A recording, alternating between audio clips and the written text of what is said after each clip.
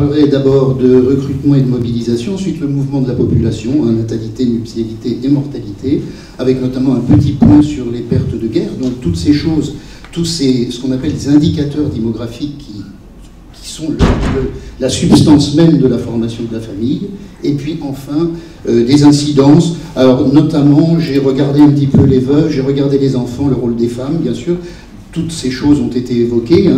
Et on terminera, mais ça c'est le côté le plus sympa de l'exposé, par des images. Et il y a quelques images aussi qui s'intègrent. Voilà, donc pour ce qui est de la mobilisation, différentes lois ont organisé le recrutement des troupes, comme vous voyez, entre 1905 et 1914. Donc chaque homme français, arrivé à ses 20 ans, est recensé dans une liste nominative, puis fait son service militaire pendant 2 puis 3 ans dans l'armée d'active.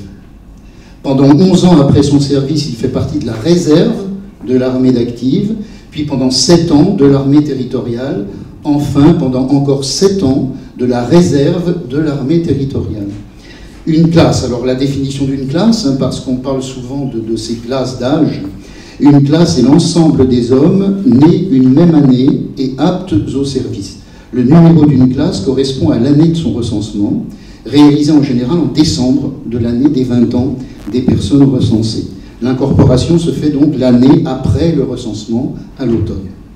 Voilà, alors les différentes lois, donc, on voit bien que la loi Barthou, donc du 7 août 1913, c'est celle qui nous intéresse le plus, allonge la durée du service à 3 ans. Alors, de part, donc là, ça c'est des choses un petit peu générales sur la mobilisation.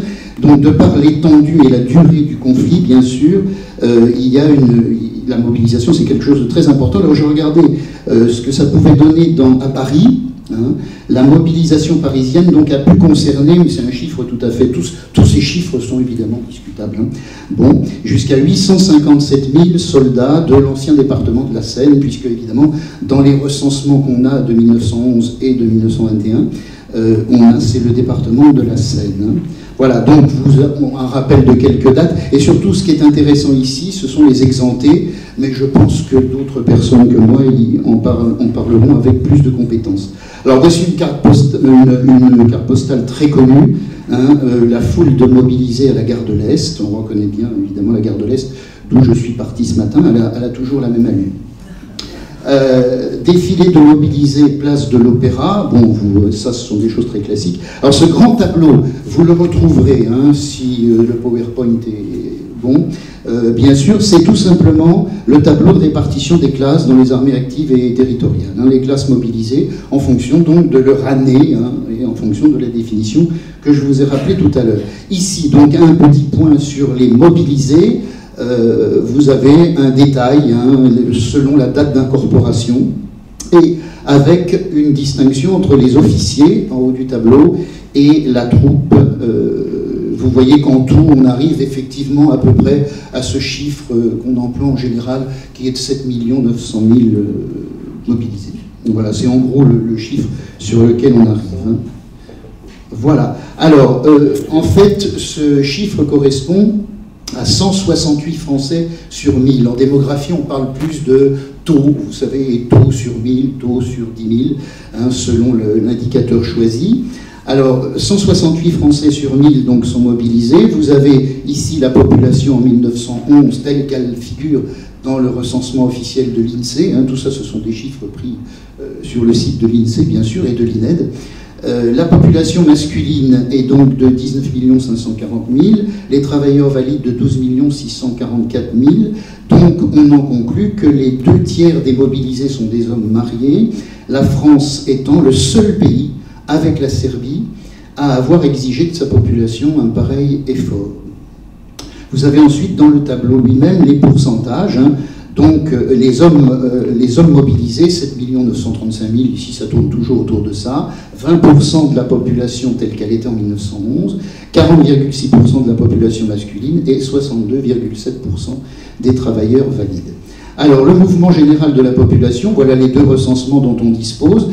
Ensuite vous avez ce qu'on appelle un classement par indice. Alors l'indice c'est un truc qu'on utilise en économie très fréquemment, mais on l'utilise aussi un peu partout. On prend une base, ici la base ce sont les chiffres de 1911, et on dit bon ces chiffres de 1911 équivalent à 100. et on mesure ainsi ce qui a pu changer dans les autres années. Alors vous voyez qu'au fond, par rapport avec un indice bas 100, donc sur 1911, qu'est-ce qui se passe en 1921 après la guerre? En fait, pas grand-chose. La population de la France a baissé légèrement, bon, mais c'est vraiment rien. La population de la Seine, du département de la Seine, a augmenté, et la population de Paris a très légèrement augmenté. Vous voyez ça sur la colonne la plus à droite. Alors voilà le taux brut de natalité dans 4 pays d'Europe, 1910-1925. Je vous rappelle la définition du taux brut de natalité. Vincent en a parlé aussi un peu tout à l'heure. Le taux brut de natalité est le rapport entre le nombre annuel de naissance, et la population totale moyenne sur l'année. C'est bien la population totale, hommes et femmes compris. Et ce taux de natalité s'exprime, le taux brut, c'est pour ça qu'on l'appelle brut, parce qu'il est sur toute la population, il s'exprime pour 1000. Alors vous voyez que ce taux brut de natalité dans les années de guerre, vous voyez ça sur le tableau, par rapport à la Grande-Bretagne, l'Allemagne et l'Italie, mais Vincent l'a déjà montré suffisamment, il y a évidemment un déficit considérable de la France dès le départ. C'est-à-dire que dans une course à handicap, la France part avec un handicap déjà considérable. Alors, voici ce que ça donne une naissance pendant la Grande Guerre dans le département de la Seine et en France, toujours avec les données de l'INSEE. Donc, les indices du département de la Seine et de la France entière, vous le voyez sur l'écran, sont très proches. On pourrait considérer que le département de la Seine est représentatif de ce qui se passe dans le pays, de ce point de vue-là. La chute du nombre des naissances a lieu entre avril et mai 1915, et c'est pas un hasard, c'est 9 mois après la mobilisation générale. Bien sûr. Remontée lente donc en 1916-1918, avec un minimum en hiver, forte reprise dès septembre 1919. Alors le point bas est en 1916, c'est la première année de plein effet de la guerre. C'est un phénomène qu'on connaît bien en démographie, qu'on appelle l'inertie démographique. C'est le temps que met un phénomène pour s'incarner dans la population réelle. Alors le redressement sera lent. Voici un détail par les naissances corrigées. Vous voyez, corrigées des variations saisonnières, c'est-à-dire qu'on lisse, bon, c'est pas grave, et les pertes de l'armée française par mois. Alors la grosse courbe en noir, ce sont les naissances corrigées avec les mois, et donc de 1914 à 1919, et vous avez les pertes, ces espèces de montagnes qu'on voit. Alors ça précise un petit peu la chronologie. Donc la chute de la natalité pendant la Grande Guerre. La chute de la natalité pendant la Grande Guerre s'explique très facilement, essentiellement par la séparation des couples, bien sûr, par la contrainte de différer les mariages, et par des comportements de restriction engendrés par l'incertitude du lendemain. Le malthusianisme dont on a parlé avant la guerre ne fait ici que s'accroître par ces raisons, et notamment par la dernière. Alors, c'est un phénomène qui a joué un rôle très important, parce que non seulement la France était en retard, non seulement elle avait commencé sa transition démographique, la première au XVIIIe siècle, comme l'a rappelé Vincent, mais ce phénomène, c'est l'origine de la dénatalité qu'on a constatée au cours de la seconde moitié du XXe siècle dans les pays industrialisés. Voilà un des impacts de la Grande Guerre. L'exemple de la France parle de lui-même. La population française ne retrouvera qu'au début des années 50, son niveau d'avant la Grande Guerre. D'où les nombreux encouragements à la repopulation, c'était, vous voyez, pas seulement avant, mais ça sera aussi après, à la repopulation qui émailleront les années de l'entre-deux-guerres. Voilà, alors ici vous avez une tentative d'évaluer le nombre de naissances qu'on aurait enregistrées au cours de la période 1914-1921, si ça avait été un temps de paix. Donc, qu'est-ce qu'on fait pour faire ça? On combine, comme c'est écrit, le taux de fécondité général. Alors, qu'est-ce que c'est que le taux de fécondité général? Le taux de fécondité général, c'est le rapport des naissances vivantes d'une année à la population au milieu d'année des femmes en âge de procréer. On n'est plus du tout dans le taux brut de natalité, on était tout à l'heure, où c'était toute la population. Là, il s'agit seulement de la population des femmes en âge de procréer, et les statisticiens disent en gros âgées de 15 à 50 ans, ces femmes. Bon, alors ce taux, lui, il est exprimé en pourcents. Alors, les calculs qui sont faits, on en déduit que le nombre des naissances aurait été en moyenne de 700 000 par an, s'il n'y avait pas eu de guerre. Il n'a été en réalité que de 420 000 en moyenne, donc un déficit de l'ordre de 40% des naissances attendues. Alors, voici l'évolution de la somme des TFG, la somme des taux de fécondité générale, qui vous donne ce qu'on appelle la descendance finale d'une femme en âge de procréer, c'est-à-dire le nombre d'enfants que peut avoir en moyenne une femme tout au long de sa vie procréatrice. Donc, vous avez ici les TFG en évolution, hein, vous voyez bien le trou considérable de 1916, où le taux de fécondité générale, donc la descendance finale, est plus que de 1,21 naissances par an. Alors c'est le point le plus bas des pays belligérants, de tous les pays belligérants. Hein. Par exemple, en Angleterre Galles, au point bas, le point bas en Angleterre Galles, il est à 1918, le nombre reste supérieur à 2 naissances par femme et par an. En 1916, donc c'est un minimum historique pour la France. Jamais ce nombre ne descendra aussi bas, même pendant la Deuxième Guerre mondiale et pendant la période récente, puisque en dépit de la baisse de ce TFG, vous savez, dans pas mal de pays d'Europe, hein, notamment en Allemagne, eh bien en France, on est toujours dans la fameuse, ce qu'on a appelé l'exception démographique, et on serait toujours à 2,1 naissances par femme et par an, le 2,1 étant ce qu'on appelle le taux de remplacement. Et c'est bien 2,1 et pas 2, à cause de la disparité des naissances par sexe en régime naturel. Hein. Il y a plus de garçons que de filles en régime naturel. Alors ici, vous avez, je me suis intéressé un petit peu avec mes collègues, notamment Gilles Pison de l'INED, à ce qu'on appelle le taux de gémellité. Le taux de gémellité, c'est le rapport du nombre de jumeaux à l'ensemble des naissances. Bon, ça c'est un peu une curiosité, vous voyez, mais ce qui est étrange, c'est qu'on a, pendant la Grande Guerre, donc le taux de gémellité qui augmente soudainement pour une courte période que vous voyez bien sur le graphique. Hein. Et après la guerre, on retrouve un niveau légèrement inférieur à 11 pour 1000, avec des fluctuations entre 10 et 11 pour 1000, que ces fluctuations qui vont être gardées jusqu'en 1960. Alors il n'y a pas de hausse pendant les années de conflit dans les autres pays en guerre. Là encore, exception démographique française, vous lirez l'article de Gilles Pison, c'est un Population et Société, pour trouver plus de détails là-dessus, c'est assez intéressant. Voilà. Alors, une autre conclusion auquel arrivent ces auteurs, c'est que la hausse, cette fameuse hausse du taux de gémellité qu'on retrouve ici, 1916, hein, en France, pendant les années de guerre, est concomitante d'une hausse de l'âge moyen à la maternité, ce que vous voyez là dans ce graphique à double entrée, puisque vous avez en ordonnée l'âge moyen d'entrée en maternité. Voilà. Alors, la nuptialité, hein, les mariages pendant la Grande Guerre, donc une baisse considérable en 1915 et en 1916. On voit que là, un petit peu, on ne va pas dire contrairement, mais différemment à ce qui se passait pour la natalité, la nuptialité, le département de la Seine n'est pas très représentatif. On y trouve finalement plus de mariages que dans l'ensemble de la France. Alors là, c'est aussi un calcul qu'a fait Louis-Henri, donc Louis-Henri qui a été un des fondateurs de l'INED, hein, qui est le célibat à craindre et le célibat observé.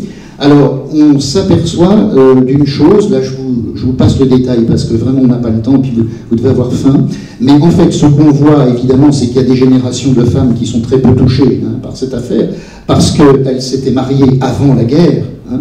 Donc les générations les plus touchées, on voit bien celles que c'est 1891-1895 par exemple, et ensuite ce qui est peut-être plus intéressant, c'est que l'on pourrait estimer ce qu'aurait été le célibat de sexe féminin s'il n'avait pas eu la guerre et de le comparer avec ce qu'il a été réellement. Alors cette courbe est impressionnante parce qu'on voit très bien qu'en pointillé sans la guerre, on est très en dessous de ce qui se passe avec la guerre. Mais en fait, c'est assez trompeur.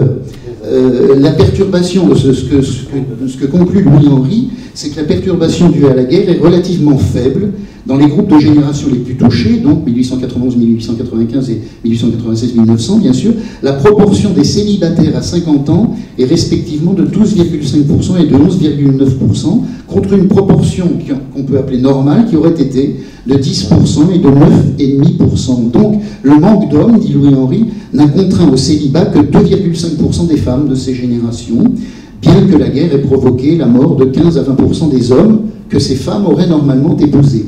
Alors, il peut y avoir un phénomène de remariage, hein, évidemment, bien sûr, et peut-être d'autres phénomènes. Voilà.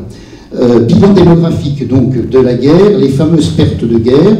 Alors, voilà ce qui se passe fin 1914. Vous voyez on estime 300 000 Français tués, 600 000 blessés, c'est-à-dire 3,8% et 7,6% de l'ensemble des mobilisés. C'est énorme, on n'est qu'à la fin 1914, alors là encore les gens de l'époque, comme on l'a rappelé, se basaient sur une perspective très courte de la guerre, mais quand on pense à ce qu'a duré cette guerre, c'est assez impressionnant. Alors qu'est-ce qu'on retrouve en novembre 1918, donc à la fin? Près de 2 millions de tués, donc 25% des mobilisés, dont 22% pour l'infanterie. En Allemagne, par exemple, pour comparer un peu, les classes d'âge de 1892 à 95, donc voilà, réduites de 35 à 37%, maximum des pertes, vous le lisez par vous-même. Donc vous voyez, donc, on ne peut pas nier, hein, personne ne peut nier, même les démographes, parce que les démographes souvent ont tendance à un petit peu atténuer les phénomènes, hein, mais on ne peut pas nier que les pertes étaient énormes. On a par exemple une statistique intéressante sur les 5 millions de blessés de guerre, en gros, hein, plusieurs centaines de milliers étaient de grands mutilés, c'est-à-dire des soldats qui avaient perdu leurs membres, leurs 2 membres ou leurs yeux. On estime à 90 000 le nombre de Parisiens morts au combat, 10% des appelés. Voilà, donc parmi une statistique intéressante qu'on a aussi, les mutilés allemands survivants, les mutilés allemands survivants, 44 650 qui ont perdu une jambe, 20 870 un bras, 136 2 bras, 1264 2 jambes et 2547 aveugles de guerre. Vous voyez par rapport au tableau qui nous a été montré tout à l'heure de cet homme aveugle-là, que ce phénomène des aveugles de guerre était évidemment très fréquent. Il y a le problème des gaz, hein, bien sûr, que vous connaissez tous. Alors ça, c'est un grand tableau de mon collègue Olivier Faron, de notre collègue Olivier Faron, qui montre le nombre de veuves et le nombre d'orphelins dans les statistiques que nous possédons. Alors, c'est assez paradoxal parce que ça ne figure pas dans le tableau, mais les démographes disent que c'est la Serbie qui a le plus souffert. Voilà, de ça. Population d'avant-guerre en Serbie, 5 millions, 125 000 civils et militaires morts directement par la guerre, 650 000 civils morts de privation ou de maladie. Terrible. Voilà, alors le veuvage, donc le deuil d'une veuve dure au moins une année, hein, c'est un long deuil. Presque toutes les épouses d'hommes âgés de 20 et 46 ans donc, ont vu leur mari rappelé sous les drapeaux. Bon, je n'insiste pas là-dessus, vous avez des chiffres là. Alors le travail des veuves qui a été quelque chose d'assez important pendant la guerre, vous avez là une statistique de l'évolution semestrielle des admissions de veuves de guerre à la manufacture de Morlaix.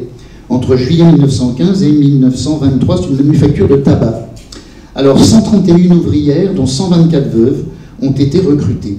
Et ensuite, une période de 2 ans, comme vous le voyez dans l'histogramme, novembre 1916, octobre 1918, durant laquelle plus aucune admission n'est prononcée. Alors on pense que c'est peut-être dû à la crise du tabac qui est liée aux difficultés d'importation, surtout en 1917. Bon, alors bien sûr, sur les veuves de guerre, je pense que d'autres personnes aussi ici en parleront de manière très compétente sur leur statut. Alors voilà une statistique intéressante pour mon collègue de la Poste là-bas. C'est l'évolution du nombre de veuves de guerre employées au PTT de la Seine entre 1914 et 1922. Alors on voit que la situation est très différente que celle de la manufacture de Morlaix, et que là, l'embauche croît, ça forme une courbe normale, hein, une courbe de Gauss, avec le mode en 1918. Alors voici ces veuves, on en voilà quelques-unes, veuves et célibataires donc à la mine. Voici une veuve de guerre, hein, vous voyez tout en noir, on parlait du noir tout à l'heure, avec son petit enfant. Voici une autre veuve de guerre, cette fois avec 2 petits-enfants. Alors les enfants, bon, bien sûr, le père absent, je ne reviens pas là-dessus, hein, on en a parlé. Je vous montre simplement des images.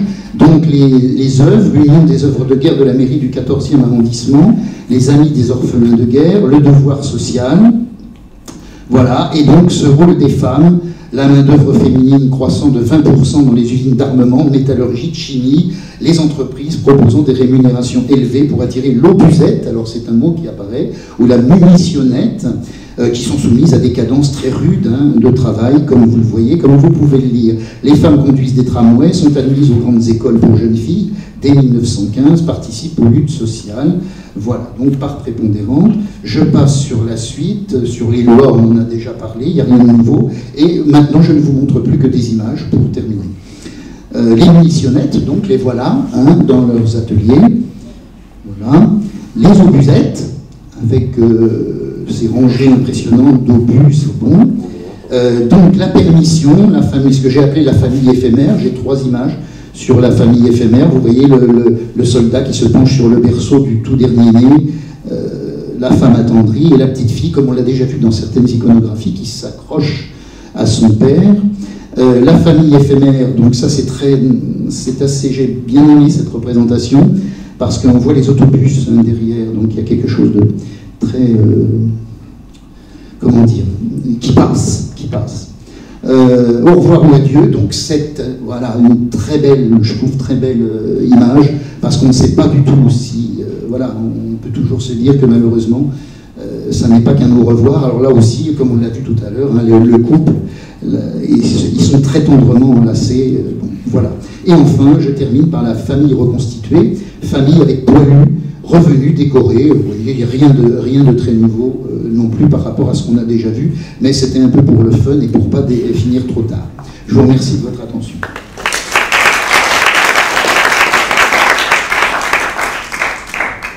Est-ce qu'il y a des questions sur l'aspect démographique? Vincent Gordon. Oui, mais j'ai une question sur la question du célibat. J'ai pas bien compris le raisonnement sur le célibat et l'élevage. A priori, donc si j'ai bien compris, il y a moins de célibat qu'on aurait pu craindre chez les femmes de plus de 50 ans. Enfin, arrivé à 50 ans. Tout à fait, tout à fait. Tout à fait. C'est bien ça. Mais une femme veuve est considérée comme n'étant pas célibataire, on est d'accord? Alors, une femme veuve est considérée comme n'étant pas célibataire. Ce sont 2 catégories qui sont bien tout à fait séparées. Dans le taux de célibat, les veuves sont considérées comme extérieures. Extérieures. Voilà, extérieures. Alors ça, c'est très intéressant, parce que ça explique aussi peut-être finalement, enfin ce que dit Louis-Henri, en tout cas, mais il n'a pas tort, hein, vu les données, cette faible différence, finalement, entre l'attendu et le réalisé, quoi, si on peut dire ça comme ça. Voilà. Le théorique et le réel. La veuve de soldats, qui représente, d'après ce que j'ai compris, 60%, on va dire, les hommes sont mariés, les hommes mariés représentent environ 60% des mobilisés. Tout à fait. Oui. Donc leur veuve, elle est considérée comme pas célibataire à ce moment-là. Voilà. Donc en fait, la proportion de célibat ne peut pas être gigantesque. La proportion de célibat ne peut pas être gigantesque, absolument. Oui, tout à fait. Tout à fait. Alors ce qui est intéressant, ce qui serait intéressant, mais là j'ai pas trouvé de données là-dessus, c'est de voir combien de veuves se sont remariées pendant la durée, exactement pendant la durée de la guerre. Alors c'est peut-être possible de trouver dans des registres, hein, en allant alors voir des choses, moi que je ne sais pas bien faire, mais ça serait peut-être possible de faire ça. Ouais. Il faudrait que les démographes historiens fassent ça. Mais ça ne doit pas être évident. Non, c'est pas évident du tout. Je t'en prie. Sur la question des remariages de veuves, en Italie, oui. Si une veuve se remarie après la guerre, civilement, elle perd sa pension. Donc, en France, c'est pareil. En Italie, elles ont le droit de se marier religieusement sans être mariées civilement. Donc, on a pas mal de femmes qui vont se remarier religieusement sans se remarier civilement, ce qui leur permet d'avoir un mari socialement accepté, on va dire, et la pension du mort. En France, c'est pas possible. Donc, parce que, attends, si je te comprends bien, si elle se marie religieusement, elle conserve la pension. Ouais. Parce que l'État ne regarde pas ça. L'État ne regarde pas. Ouais. D'accord. Et en Italie, on a le droit d'être marié religieusement sans être marié civilement. D'accord. L'État ne regarde pas parce que pour l'État, elles sont mariées. Voilà, jusqu'en 29. Hein. Jusqu'en 29. Oui, d'accord. Ah, super. C'est intéressant parce que... Oui, bien sûr. Ouais. Pourquoi jusqu'en 1922? 29. C'est les accords du Latran. Les accords de Latran. Voilà. Les accords du Latran entre Mussolini et le pape, voilà. qui donnent au mariage religieux des aînés civils. Oui, c'est ça. Oui, ça évoque ça, 1929, la grande crise et les accords de Latran. Donc pour les femmes italiennes, c'est tout bénéfique parce qu'en fait, elles peuvent s'en marier, tout le monde considère qu'elles sont mariées, mais elles gardent la pension du mari. Une question, s'il vous plaît, que toute la salle se pose, j'imagine. Pourquoi ce bondissement de la gémellité? Ah ben ça, alors là, écoutez, j'ai pas du tout le souvenir, j'ai gardé les chiffres, mais je ne l'ai pas revu. Et je ne sais même pas si Gilles Pison et sa collègue apportent vraiment une réponse à cette affaire-là. Alors peut-être... une réponse. Comment, Vincent, tu as peut-être une idée. Si ma mémoire est bonne, dans l'article ouais. de population et société qui portait là-dessus, ouais. un des arguments qui était sorti, c'était que les qui avaient réussi à tomber enceinte pendant la guerre de 14-18 étaient légèrement plus âgées, et le taux de gémellité augmente chez les femmes plus âgées. Et deuxièmement... D'où le rapport, pardon, je te coupe, d'où le rapport avec l'âge au mariage. Absolument. Voilà, on y est. C'est le fait que les femmes qui tombaient enceintes pendant les périodes de permission,